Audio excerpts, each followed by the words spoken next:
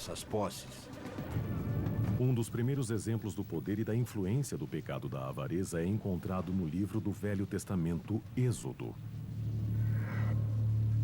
Moisés trouxe os 10 mandamentos de Deus do alto do Monte Sinai e o entregou ao povo judeu. Essas leis básicas de ética se tornariam o código através do qual a fé guiaria suas vidas. Alguns estudiosos religiosos acham que o último mandamento, não deveis cobiçar, põe em perspectiva todas as outras leis de Deus.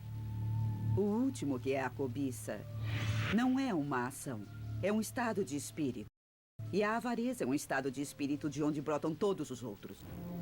Nos comentários de uma antiga lei judaica chamada Talmud, as pessoas se tornam avarentas ou cometem outros pecados por causa de seu impulso maligno, ou Yetzer Hara. Para rebater esse impulso de ganância e egoísmo, o Talmud tornou uma obrigação tomar conta dos demais. No judaísmo, cada comunidade precisa ter o que chamamos de prato da comunidade, basicamente um fundo de caridade.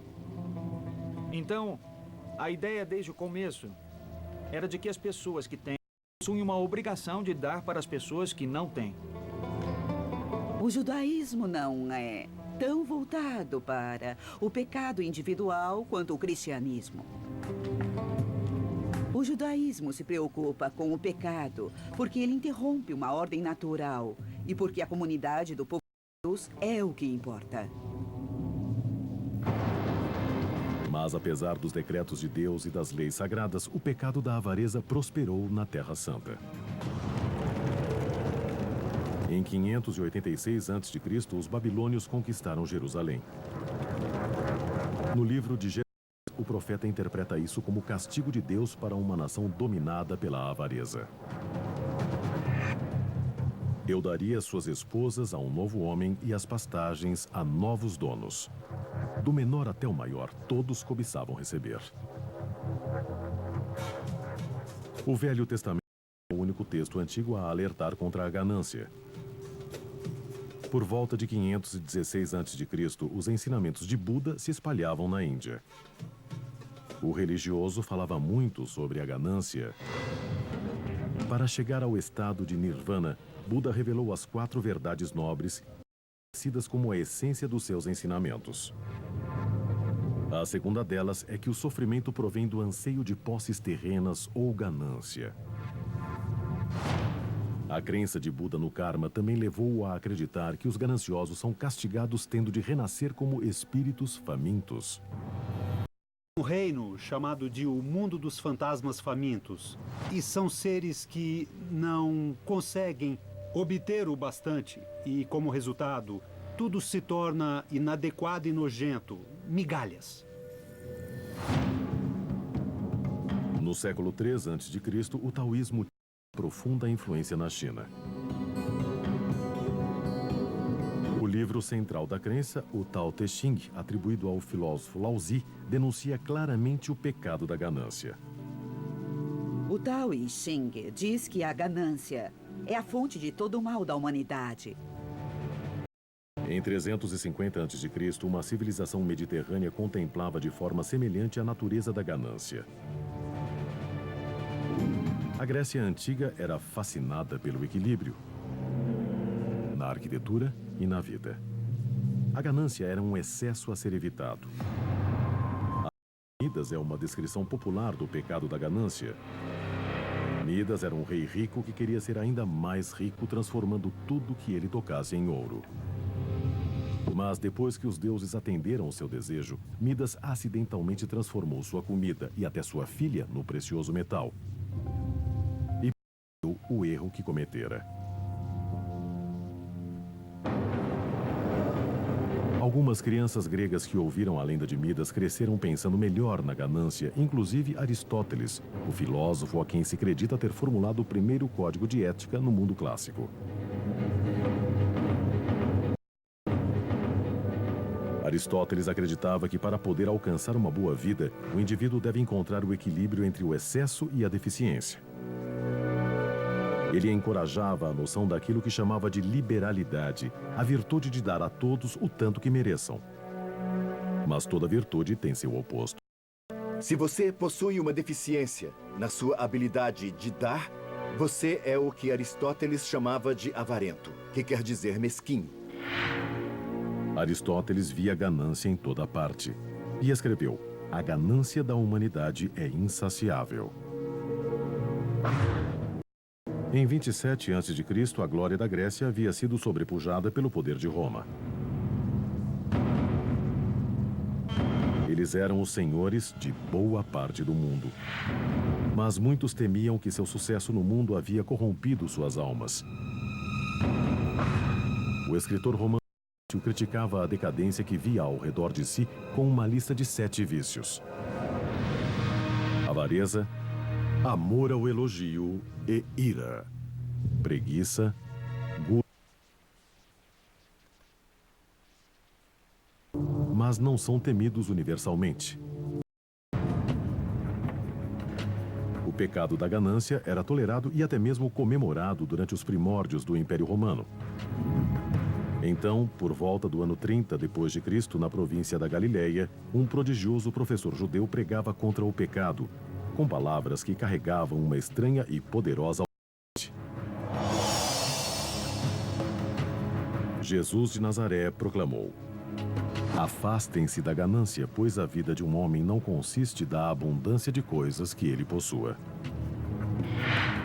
Ele resumiu a ganância quando perguntou: o que lucrará um homem se ele ganhar o mundo inteiro e perder sua própria alma? Jesus tem pouco a dizer sobre o valor do capital acumulado ou de acumular dinheiro. Mas ele tem muito a dizer para os pobres. E ele diz: vocês é que são os abençoados, não os ricos.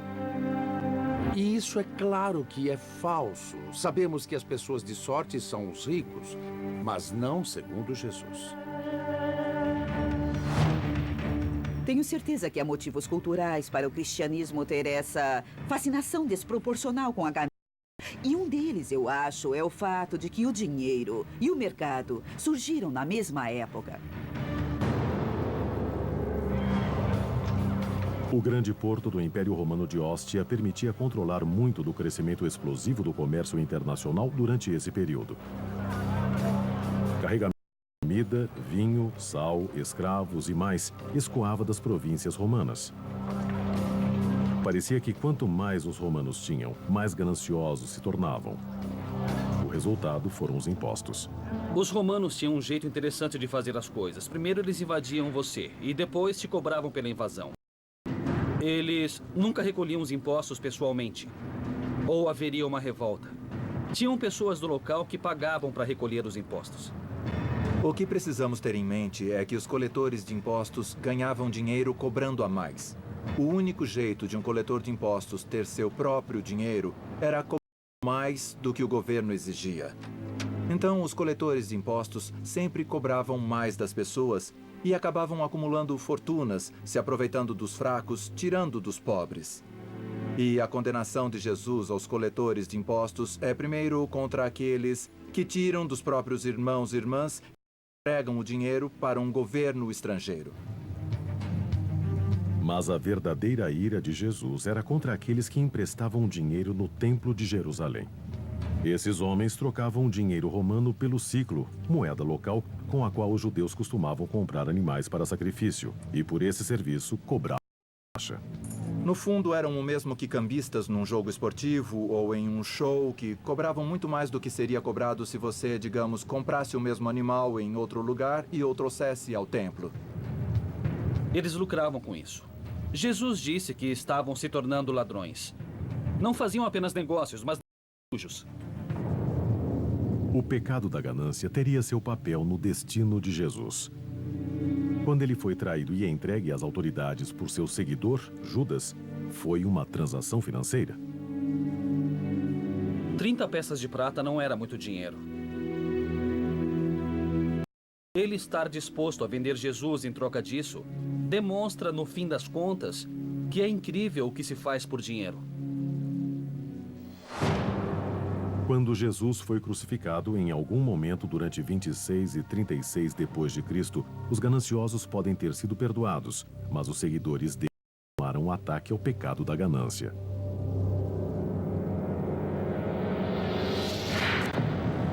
Jesus disse muitas vezes que o dinheiro era a raiz de toda maldade. Mas a frase vem da primeira carta a Timóteo, atribuída ao apóstolo Paulo.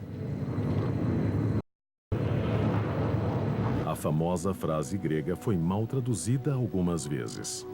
O que Paulo realmente disse é que o amor ao dinheiro é a raiz de todo mal. Não há nada de errado em ter dinheiro. É o amor excessivo por dinheiro que é a raiz de todo o mal. A ganância nos afasta dos demais seres humanos. A máxima de Paulo foi traduzida para o latim radix omnium malorum avaritia, que na nossa língua quer dizer: a raiz de todo mal é a... Em algum momento, por volta do final do quarto século, começaram a escrever isso em forma de cruz. Então, tínhamos radix aqui, depois tínhamos omnia, malorum, avaritia. E o que tínhamos era R-O-M-A. E era o jeito deles de fazer crítica à política. Víamos isso nos muros como uma pichação. O nome latino para Roma tornou-se uma crítica secreta dos cristãos contra o império, que acreditavam ter sido corrompido pelo pecado da ganância. Alguns cristãos acharam refúgio da corrupção do mundo romano nos mosteiros retirados. Um monge, Evagrius Ponticus, criaria a primeira lista cristã dos pecados capitais. Sua relação dos 8 pensamentos malignos. Evagrius achava que o pecado da ganância era especialmente perigoso, porque mostrava um temor do futuro. Ele notou que muitos monges fizeram voto de pobreza. E havia uma tentação para guardar um pouco de dinheiro, porque você precisa de uma reserva para se garantir na velhice. Mas o problema da ganância é esse acúmulo de ter sempre mais. E mais nunca é suficiente. Você precisa quando quer mais. Frequentemente, as posses são uma maneira de nos proteger contra as incertezas. Mas, no final, estamos destinados a uma existência que fica além dessa vida. Além de tudo contra o qual tentamos nos proteger. Então, existe o perigo de investir energia demais ou poder demais para o dinheiro. A lista de Evagrius de pensamentos malignos ficou pouco conhecida fora do clero. Mas em 400 d.C., um contemporâneo dele, um advogado que se tornou cético chamado Prudêncio, fez uma lista semelhante de pecados e a publicou em um livro épico, The Psychomachia, ou Batalha pela Alma. É uma alegoria do conflito entre o vício e a virtude que acontece em todos nós. The Psychomachia realmente demonstrou por quase 1000 anos o verdadeiro pensamento de Cristo. Prudêncio transformou cada vício e virtude num personagem dramático que consegue falar e sentir. Prudêncio era um gênio. Foi a primeira vez que se personificou o pecado. Isso faz parte do que é significativo aqui. Em The Psychomachia, os vícios e as virtudes lutam até a morte numa batalha épica. A personificação permitiu que pessoas leigas entendessem mais claramente o risco espiritual envolvido.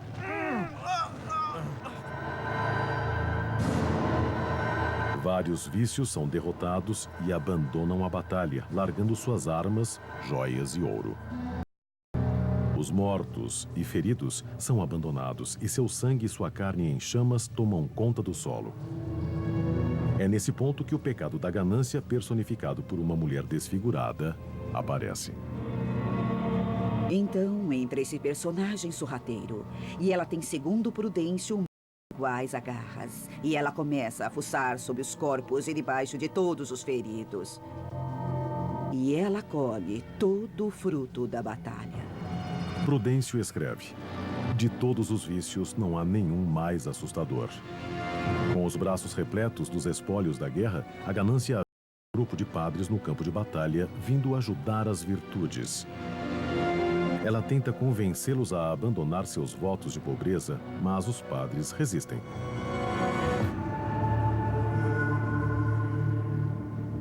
Vendo que não conseguiria vencer a batalha assim, a ganância apenas dissimulação e transforma sua aparência. E ela se limpa toda e coloca um vestido novo. E ela se torna a frugalidade.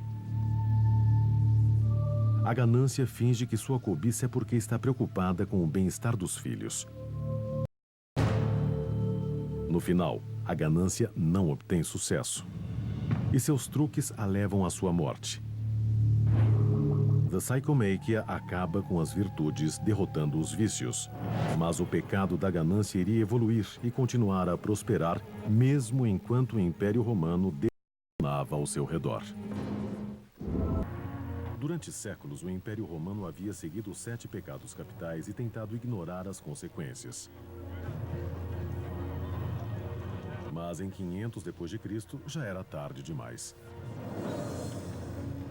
Os romanos, outrora ricos, se afogado em dívidas e seu império muito extenso havia se despedaçado. A ganância e os outros pecados tinham ajudado a destruir o estado mais poderoso na história do mundo. A Europa mergulhou na Idade das Trevas. Os aquedutos não funcionavam direito. O sistema de esgoto piorou cada ano e surgiu uma praga. Era um pouco parecido com o Holocausto australiano dos filmes de Mad Max.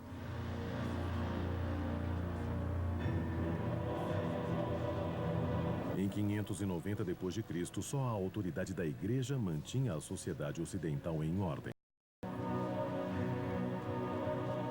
Nesses tempos temíveis e preocupantes, Gregório Magno transformou o grupo inicial de tentações dos monges de Evagrius na lista de pecados que conhecemos hoje em dia. Luxúria, inveja, gula, preguiça, avareza, ira e orgulho. Os 7 pecados capitais haviam nascido e todos os bons cristãos precisavam conhecê-los e evitá-los.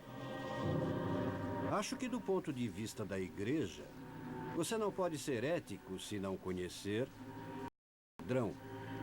Para uma pessoa da igreja, a ética tem de se basear no seu compromisso com Deus.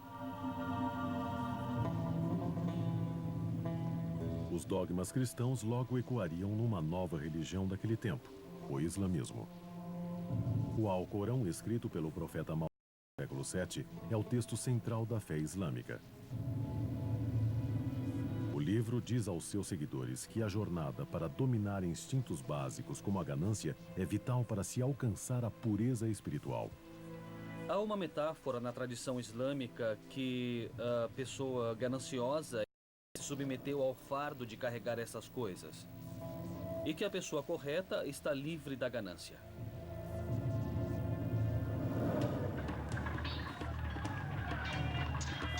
Os muçulmanos e cristãos lutaram entre si durante a Idade Média, principalmente pelo controle do Oriente Médio. As cruzadas foram promovidas com palavras sagradas, mas a ganância também carregava a cruz.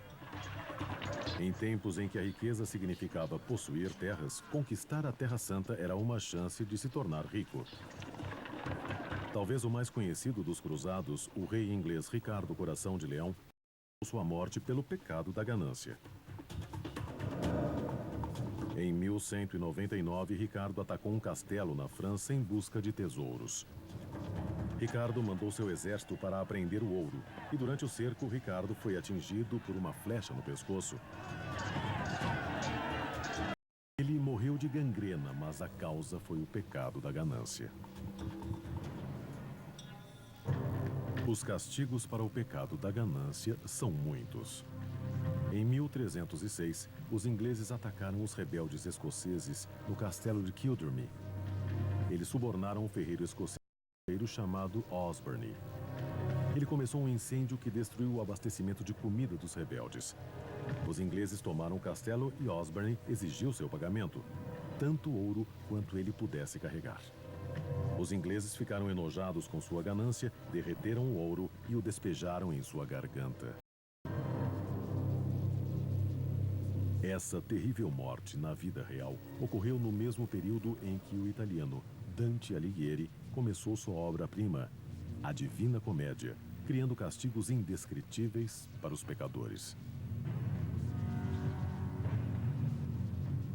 Nossa noção do inferno não vem essencialmente das escrituras, é de Dante. A história começa com uma visão, quando Dante encontra o escritor romano falecido Virgílio, que o guia para as profundezas do inferno. Lá, vê o destino dos pecadores. No quarto círculo do inferno, Dante encontra os gananciosos. Eles empurram para frente e para trás, sempre, grandes pesos que podem ser tão pesados quanto o ouro que tentaram obter em vida. Dante os chama doentes para dar e doentes para receber, os acumuladores de dinheiro e os esbanjadores de fortunas. Esses pecadores são os dois lados de uma mesma moeda. Ambos são incapazes de controlar seu dinheiro. E então, Dante e Virgílio descem mais fundo no inferno para o oitavo círculo. Aqui, ele encontra os padres pecadores que cometeram o pecado da ganância vendendo indulgências. Indulgências eram basicamente cartas de perdão do Papa. Um pecador comprava uma indulgência que supostamente encurtaria ou até eliminaria seu castigo após a morte. A prática indicava que a ganância agora era uma parte aceitável do exercício da igreja. Dante pune os padres que lucravam com a venda da salvação, enfiando-os de cabeça para baixo no inferno, seus pés incendiados, o inverso do ritual de batismo. Dante e Virgílio seguem para o purgatório, um local de tormento para aqueles cujos pecados podem ser perdoados. Na doutrina católica, o purgatório é um lugar onde os pecados são purificados. Os pecadores devem sofrer, mas eventualmente serão recompensados depois de seu castigo na promessa do paraíso. Quando Dante chega ao purgatório, a primeira coisa que ele vê são aqueles que têm permissão para estar no purgatório por causa do pecado da ganância. São aqueles com o rosto contra o chão, repetindo o verso de um salmo, o Salmo 9. Minha alma está apegada ao pó. Eles estão com o rosto voltado para a terra. Não podem se virar e olhar para o monte do purgatório, para onde fica o céu, para ver Deus. Portanto, esse é o maior comentário que Dante faz do que vem o pecado da avareza. O inferno de Dante ajudou a moldar comportamentos sobre o pecado e a ganância nos 500 anos que se seguiram. Mas não foi o bastante para purificar a ganância da igreja, principalmente uma forma de ganância chamada simônia. A simônia era a aceitação de pagamento por serviços eclesiásticos, como a confissão. Por muitos motivos, essa é a pior forma de ganância. Quando a religião estabelecida, quando a instituição em si mesma começa a agir com ganância, não há maneira de se redimir. A crença que se desenvolveu na Idade Média é de que o motivo pelo qual alguns religiosos cometiam os 7 pecados capitais era porque estavam possuídos por demônios. A ganância estava se tornando tão difundida que tinha seu próprio demônio. O nome dele é Memnon. Os cristãos conheciam esse nome do Sermão da Montanha quando Jesus alertou. Vocês não podem servir a 2 senhores, Memnon e Deus. Escolham um ou outro. Durante a vida de Jesus, Memnon era um nome aramaico que significava riquezas ou propriedade. Mas a definição mudaria na Idade Média. Esse termo se tornou um sinônimo de diabo. No estudo da demonologia, Memnon renasceria no pensamento cristão como um diabo, literalmente, a cria do inferno da ganância, o inimigo da caridade e o destruidor da paz.